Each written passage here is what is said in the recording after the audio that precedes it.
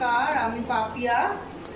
সারাদিন আজকে বৃষ্টি হচ্ছে, তো বাইরে বেরোনো যাচ্ছে না। এবার মেয়ে বায়না করছে, মা একটু কিছু করে দাও।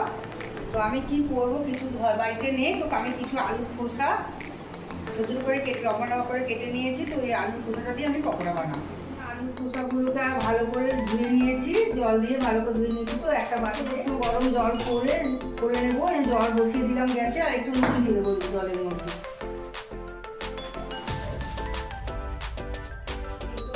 আর একটুখানি হলুদ, 2 চামচ বেসন,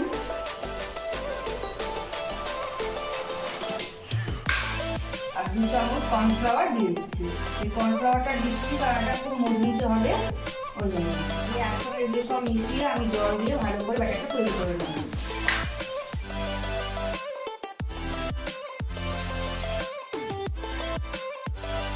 জলটা ফুটে গেছে, আমি গ্যাসটা নিভিয়ে দিয়ে আমি গরম জলে এটা 5 মিনিট ভিজিয়ে রাখবো। আলুর খোসাটাও একটু নরম হয়ে যাবে, আর আলুর খোসার ময়লাগুলো সেগুলো আর একটু ভালো করে পরিষ্কার হয়ে যাবে। আলুর খোসাগুলো আমি এবার তুলে নেবো একটা জায়গায়।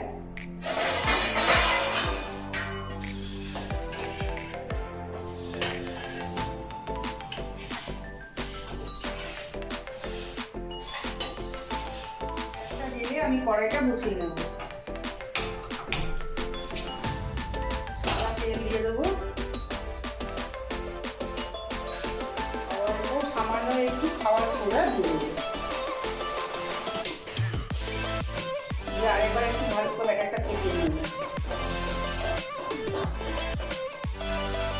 তেলটা গরম হচ্ছে না কিন্তু দেখে নেবে একটু বেসন কড়াইয়ের মধ্যে ফেলে।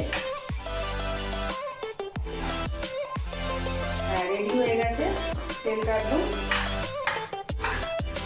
তো গ্যাসটা কমিয়ে দিয়ে আমি পকোড়াগুলো রেডি করবো।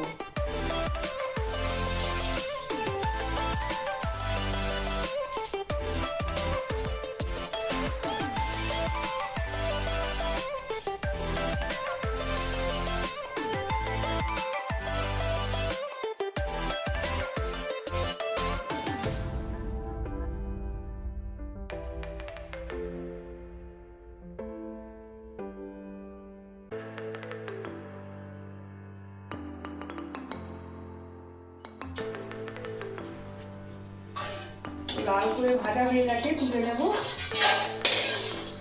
যেগুলো আছে সেগুলো দিয়ে দেবো।